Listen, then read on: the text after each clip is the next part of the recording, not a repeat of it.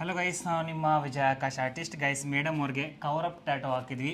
So ಅದಕ್ಕೆ ಹೇಳೋದು, ತುಂಬ ಜನಕ್ಕೆ ಹೇಳ್ತಾ ಇರ್ತೀವಿ ಎಲ್ಲಂದ್ರೆ ಅಲ್ಲಿ ಟ್ಯಾಟೋಗಳು ಹಾಕ್ಸ್ಬೇಡಿ, ಜಾತ್ರೆಗಳಲ್ಲಿ ಮತ್ತು ರಸ್ತೆ ಬದಿಯಲ್ಲಿ ಟ್ಯಾಟೋಗಳು ಹಾಕ್ಸ್ಬೇಡಿ ಅಂತ. ಮೇಡಮ್ ಅವರು ಎಲ್ಲೋ ಬೇರೆ ಕಡೆ ಟ್ಯಾಟೋ ಹಾಕ್ಸಿದ್ರು, ಬಟ್ ಕ್ವಾಲಿಟಿ ಇಲ್ದಿದ್ದ ಕಾರಣ ಈ ಟ್ಯಾಟೋ ಕವರಪ್ ಮಾಡಿಸ್ಕೊಂಡಿದ್ದಾರೆ. ಅಮ್ಮ ಅಂತ ಹಾಕೊಂಡಿದ್ರು, ಪರ್ಫೆಕ್ಟ್ ಫಿನಿಶಿಂಗ್ ಇಲ್ದಿದ್ದ ಕಾರಣ ಕವರಪ್ ಮಾಡಿಸ್ಕೊಂಡು ಈ ಕೈಯಲ್ಲಿ ಅಮ್ಮ ಅಂತ ಟ್ಯಾಟೋ ಹಾಕ್ಸ್ಕೊಂಡಿದ್ದಾರೆ. ಫಸ್ಟು ಹೇಗೆ ಕವರಪ್ ಆಗಿದೆ ಅಂತ ಫಸ್ಟ್ ನೋಡೋಣ ಬನ್ನಿ ಗೈಸ್.